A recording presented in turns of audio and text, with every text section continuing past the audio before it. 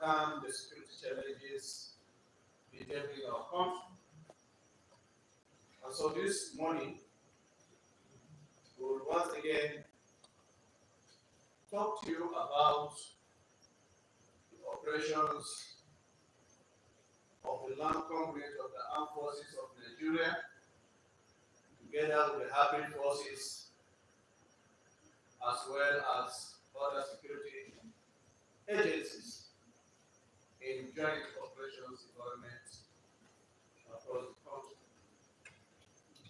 And so, the Nigerian military, in conjunction with hybrid forces, Office of National Security Advisor Team, and security agencies, continue their offensive against terrorists and other criminal elements in joint operations environments during the week under review. They conducted fighting and peace-building patrols, raids, ambushes, clearance, as well as search and rescue operations, and were with sounding successes. During the operations across various theaters, several terrorists were neutralized. Their collaborators were also apprehended, while some kidnapped victims were rescued. The week under review also witnessed handover of rehabilitated terrorists to the representatives of Borno State government. Also, gun runners, oil collaborators, and other violent extremists were also apprehended. During the week, several air close support operations, armed reconnaissance, patrols, as well as air interdiction missions were conducted by the air companies. Between 10 to 20 March, scores of terrorists were neutralized, while others were arrested. Troops also apprehended 23 perpetrators of oil theft and rescued some kidnapped hostages. In the South-South region, troops foiled oil theft estimated to the tune of about 461,783,868 naira only. The breakdown shows 247,629 liters of stolen crude oil and 108,374 liters of illegal refined AGO. Additionally, troops discovered and destroyed at 6 crude oil cooking ovens, 42 dogger pits, 28 boats, 33 storage tanks, 65 drums, and 21 illegal refining sites. Other items recovered include pumping machines, tricycles, motorcycles, mobile phones, and some vehicles, among others. In a related development, troops recovered huge cache of assorted arms and ammunition during the week. The weapons recovered include AK-47 rifles, locally fabricated guns, den guns, pumping machines, locally fabricated pistols, and RPG tubes, among others. The ammunition recovered include various kinds of 7.62mm ammunition, as well as rocket-propelled grenade bombs. A look at Joint Task Force Northeast Operation Hurricane. Between 10 to 19th March, scores of terrorists comprising adult males, adult females, and some children surrendered to troops within the theater of operation following the ongoing onslaught by our gallant troops. Also, between 10 and 18th March, Troops in conjunction with hybrid forces conducted offensive operations including ambushes, fighting patrols, and clearance operations in Goza, Dikwa, Chibok, Bama, Konduga, Damboa, Ngazai, Mungulu, Abada, and Guzamila local government areas of Borno State, as well as Bujba local government area of Yobe State, respectively. During the operations, some terrorists were neutralized, others were apprehended, while some kidnapped hostages were also rescued. They also recovered AK-47 rifles, locally fabricated rifles, as well as associated rounds of 7.62mm special ammunition. Also recovered were AK-47 magazines, improvised explosive devices, several unexploded ordnance devices, as well as 2 vehicles and terrorist motorcycles. From 11 to 16th March, troops also intercepted and arrested 14 terrorist collaborators in Dikwa, Damboa, Gubiyo, local government areas of Borno State, as well as Bujba, local government area of Yobe State. During the operations, some customized, improvised explosive devices batteries, large quantities of PMS, engine oil, some mobile phones, and large quantity of household items were recovered from them. On the 10th March also, troops handed over a total of 75 persons comprising adults, female adults, and some children to the representatives of Borno State government in Maiduguri Metropolitan Council. Now a word on Harikai Operation Fasayama.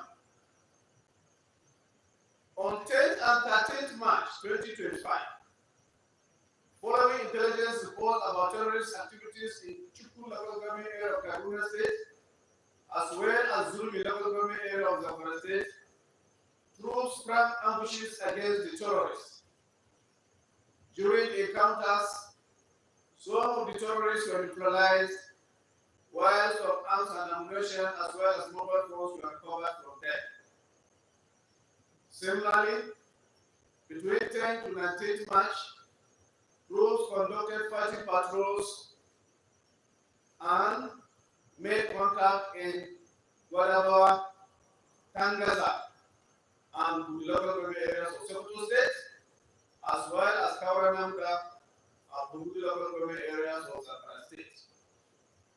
Similar operation was also conducted in Kache local government area of Kaduna State.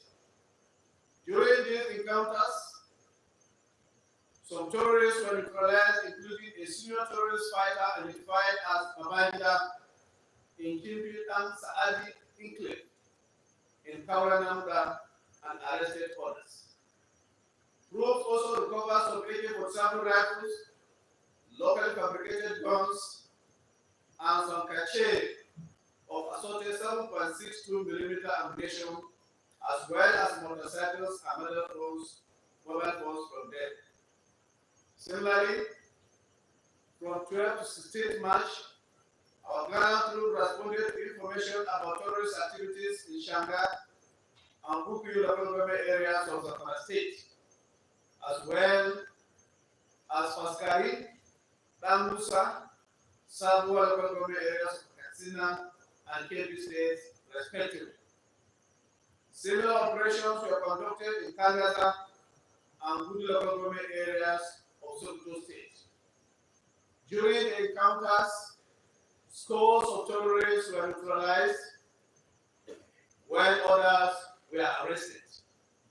Some kidnapped victims were also rescued, and arms and assorted kinds of 7.62mm ammunition, including vehicles and motorcycles, were recovered from the terrorists. On the 13th March, following intelligence reports, troops apprehended 2 suspected terrorists that have been on the watch list and 1 gun runner identified as Shehu, Badway, Ikulu, and Kusala government areas of Sokoto and Zamfara State, respectively. Now, having had a word on Operation Fansayama, let us talk about Operation Wild Punch. Troops of Operation Wild Punch achieved the following during the week under review. On the 14th March, they conducted fighting patrols in two local government area of Kano State, as well as Kapabu, local government area of Kogi State. During combat, some of the terrorists were arrested. Recovered from the terrorists were locally fabricated rifles with some quantity of 7.62mm ammunition, as well as 2 motorcycles.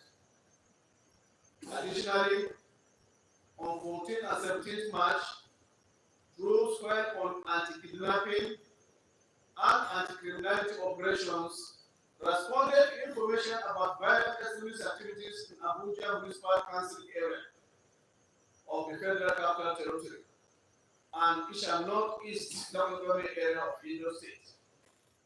During the operations, 3 kidnappers were arrested, while 2 hostages were also arrested.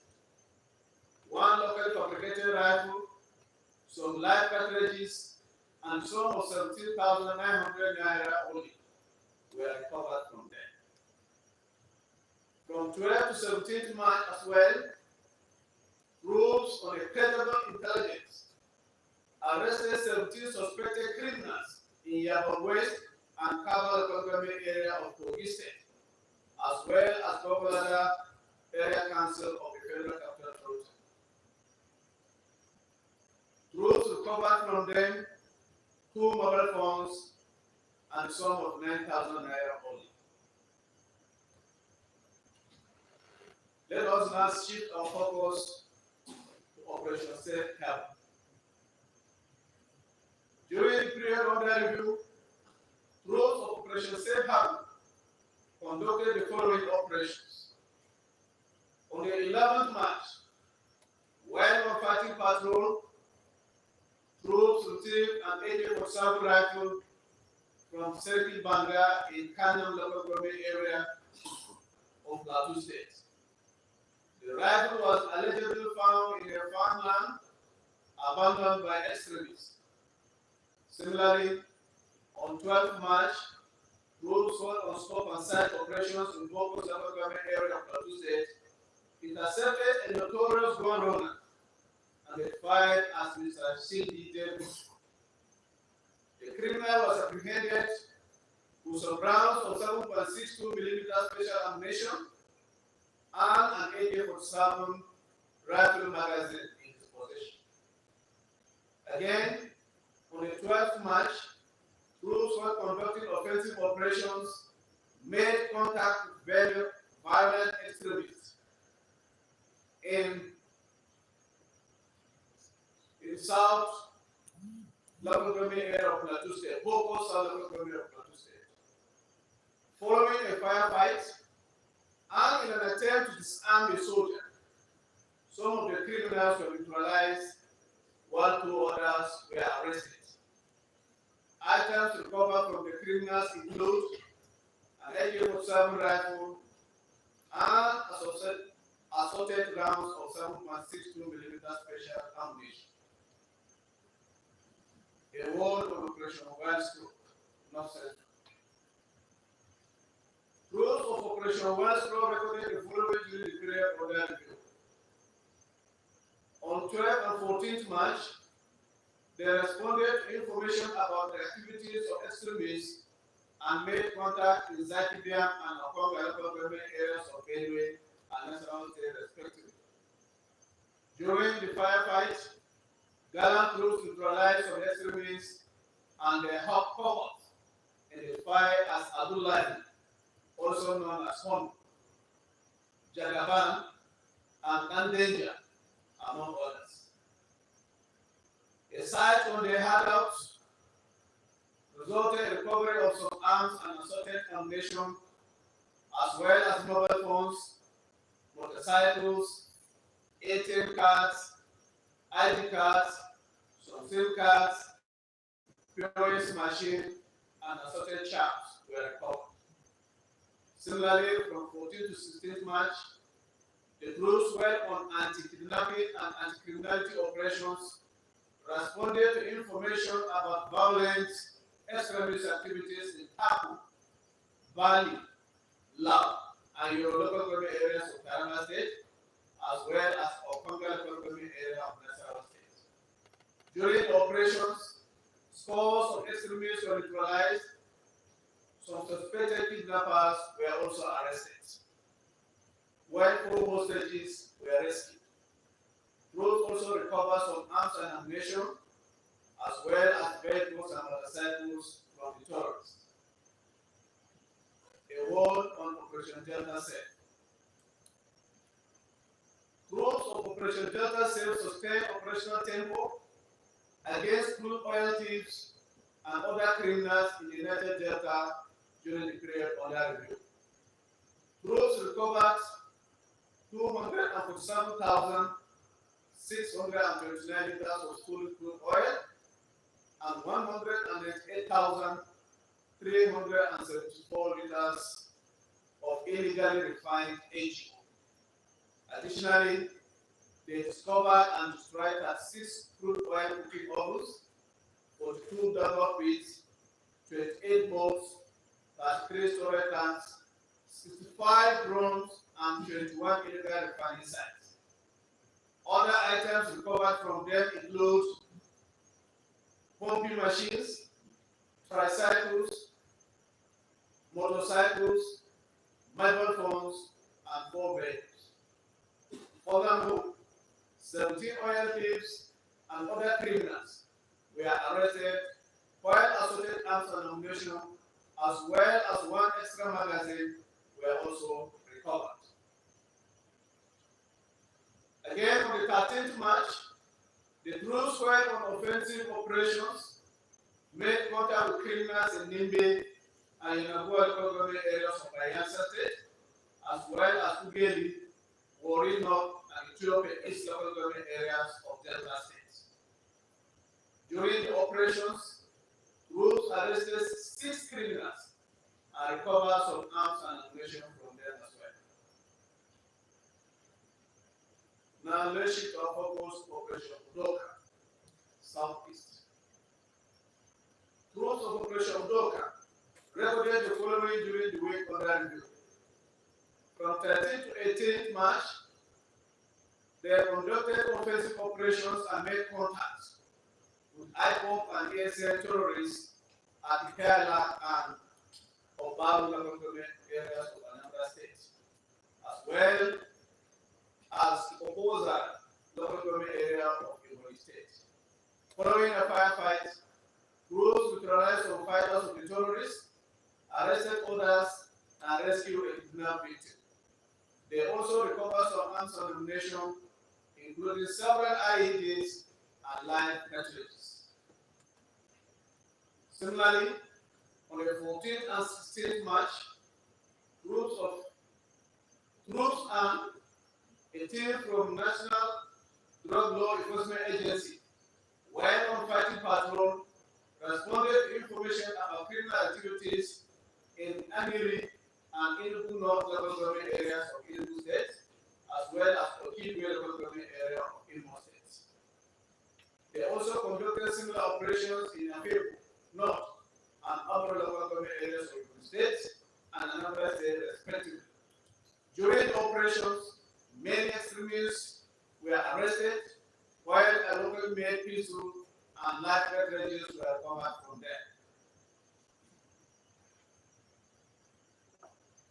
Gentlemen of the press, senior officers, as we always say, the gallant men and women of the Nigerian Armed Forces will continue to carry out their constitutional responsibilities for protecting lives and properties of all Nigerians in line with our constitutional rules of engagement, and code of conduct conduct of internal security operations. Thank you. Now, as usual, we will give time for questions and answers. This time, let me start from my right. I will take 2 questions and 2 from the left side of I. So if you have any suggestion, you can ask yes, please. Good morning, sir. Good morning. You may sit down, please. Thank you. You have, Good morning, sir. My name is Olaide Person. I report for Sky TV. Sir, my question is on River State. Yesterday, the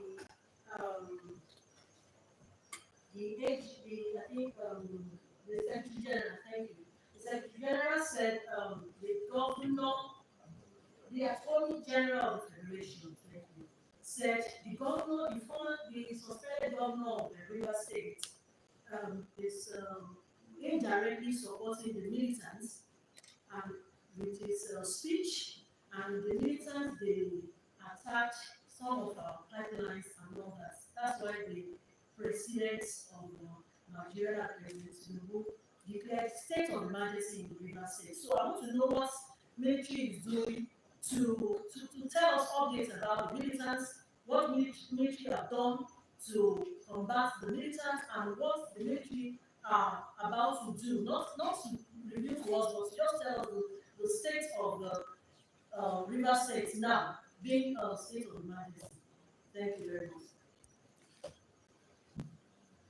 well, thank you so much for your question. But the political angle to what is happening in the River State, and here we are not discussing politics. We are telling you what the armed forces of Nigeria are doing to curb the menace of criminality that is happening in River State. And you also said the Attorney General said this. Are you saying this with all certainty, or you are also them say? If you don't have credible information that can be backed up by facts, you cannot just say somebody said. You must have facts, because the person listening to you can also tell you up and say, who told you, how did you? But in short, the armies of Nigeria are doing their job, protecting pipelines and kidnapping, vandalism in the South, where the political masters look for solutions to the political crisis. Sir, Yes.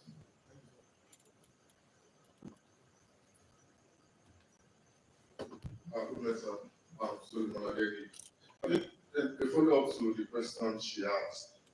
An explosion happened in River State, and the pipeline is being secured by security operatives.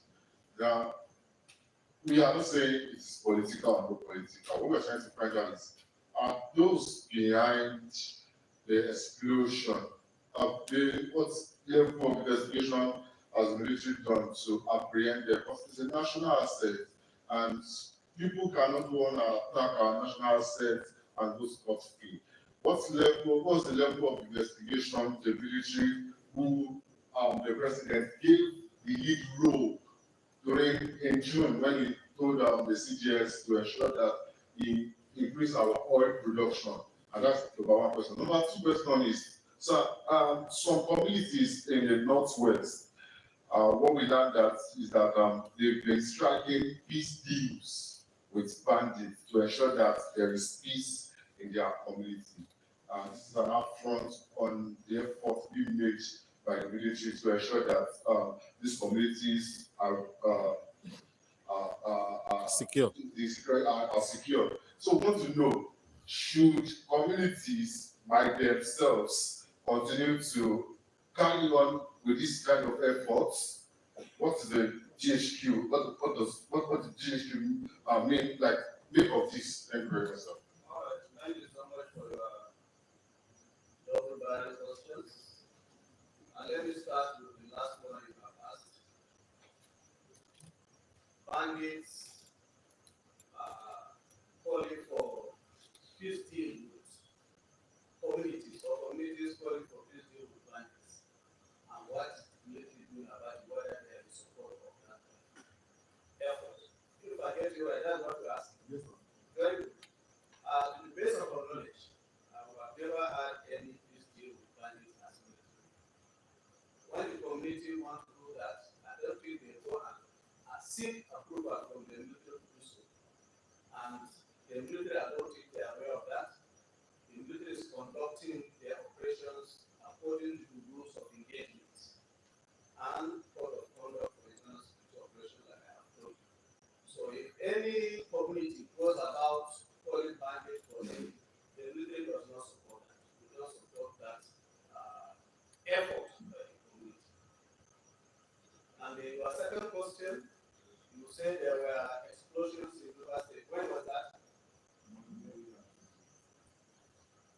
Monday and Tuesday. Yes. Are you talking about the airfield they were talking about yesterday? No. All right. Yeah, to answer your question straight, the field commanders are aware of all that is happening in the field. So whatever that has happened, they will interrogate it and report to the first aid worker with their findings. So it will be beneficial for me to tell you this is the outcome of their findings when they have not already the report of their findings. But I want to tell you that there's no how the military will hold their hands and allow some of our critical infrastructures to be destroyed by criminals. So that is why they are there, to protect those critical infrastructure. Okay, let's have to get there. All right, man in t-shirt. T-shirt. Good morning, senior officers. Good morning, police. I am Joe Samuels. I write for Daily Trust. Is that T-shirt? Yeah. I want to find out, will it not be Arab for the military command to speak of some issues that recently happened in Lagos, where some of the arsenal of the Nigerian Air Force and some of the arsenal of the Nigerian Army went to, I don't want to use certain words, to go and attack. I don't want to use the word attack, but please just pardon me and quote it like that. Attack some of the electricity distribution companies. Because it was learned that last week, last 2 weeks, the Air Force went to get that electricity distribution companies. And recently, the personnel of the Nigerian Army also went to IPOB that distribution company as well. So I thought we want the military command to clarify issues if possible. Thank you. Do you mean the went and destroyed facilities of the electricity distribution companies? The mix of the personnel, the mix of the workers of the distribution companies. The meet of the workers. All right. If I had you well, probably you're saying that some military personnel went to electricity distribution companies and did their workers. Okay. Okay, I had you. Now, the office of Nigeria is so organized that there are stages of command, there are levels of command. From strategic level to operational level to tactical level. Probably if what you're saying is true, some of the soldiers will be from some of the units that are in levels. So if that happens, the commanding officer of that unit will have dealt with that issue and then forward the report if there were army officers or if there were soldiers to their brigade commanders. The brigade commanders will inform the HOC and the HOC will inform the chief of arms. And that's how the information will come down to the first headquarters. So I'm here to have that information you're talking about. shall be dealt with at the next level. And of course, the armed forces does not and never tolerate any act of indiscipline from our soldiers. We've had so many occasions when soldiers erred and awarded punishment commission to what they have done. In some cases, they are even dismissed asked to make and dismissed from the hand based on the offenses. So I'm sure that we should have dealt with as usual. My name is Ismail Musa. I work for NTA Network. Mine is a remarkable observation. It has to do with the timing for this briefing. All right. We have been suggesting to 10 o'clock at 10 o'clock. We from the electronic media have challenged the constraint of period. When we book the camera for 10 o'clock, it's expected by 11 o'clock that camera should move for another side. We come and say that till 11 o'clock doesn't really go over. Thank you, sir. And then the speech, we also appeal the speech, the text for the release is usually sent to us on time. No, immediately we finish from here, you can collect the hard copy of the speech. Those are promises. Look at the ones that you can give them to soft copy. Before we even pause on the general forum. We pause on the general forum after the break. But as you're leaving here, you can have the hard copy. There's no problem. Then one of your the other aspect of your process that you book your camera for 10 o'clock, or you come and spend about 2 hours here. Wait. All right. Now, actually, this brief was or used to be 10 o'clock. But when I came, I observed that some information creep in the early hours of the day. So if we don't treat that aspect of the information that we got, probably yes and I we got some information. And probably as we're coming this morning, we got some information. So we need to put those information in the brief. Otherwise, the next week will include today. Meanwhile, we say the brief is up to today. So if we don't include that, it will that part of the information will be missing. So that's why I said I gave them like another 1 hour so that they can add the information that just came from the field. So what I may suggest, if it will be proper for you, is to shift by an hour the time for request of camera from your organization program and physical program. Okay. How do you see? Okay. You have not said something. Yes, General. So let me reach the 4 questions I want. Thank you so much, General. I want to find out within the week, 2 lawmakers did complain about their constituency, Kebbi State and Plateau State. Plateau was said to have been covered or being circled with criminals, bandits, and they are looking up to the military. Also in Kebbi, calling that a center should be created in Kebbi State. Sir, do you have any updates? An operational base that should be created for them in the local government where they're having issues. Sir, do you have any updates as regard to those that are calling for operational base at the moment?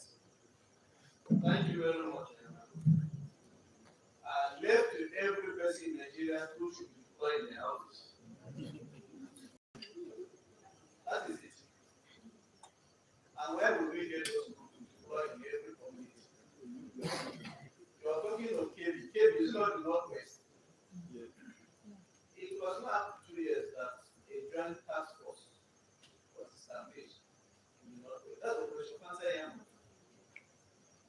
They take care of the Northwest just like joint task force operation taking care of Northeast. And Operation Hooker was also established in the Southwest. So the commanders in the field there have more information about what happens within every enclave in that general area.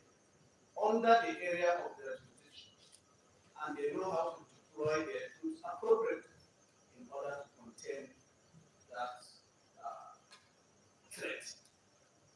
Because if you allow it like that, every member, every citizen will say they should bring tools. It's not possible like that. They have all the information, they have their area of responsibility, and they are responsible for every security mission in those areas. So calling for military to come and surround a particular area. So when they remain there, when they surround the place, they will remain there and protecting that what of your areas. So the commander in the field now have to plan his battle very well. All right, so I think we can rise forward. What you're on live to GTV Africa for the week. This is where we come to the end for the daily activities. This is GTV Africa bringing to you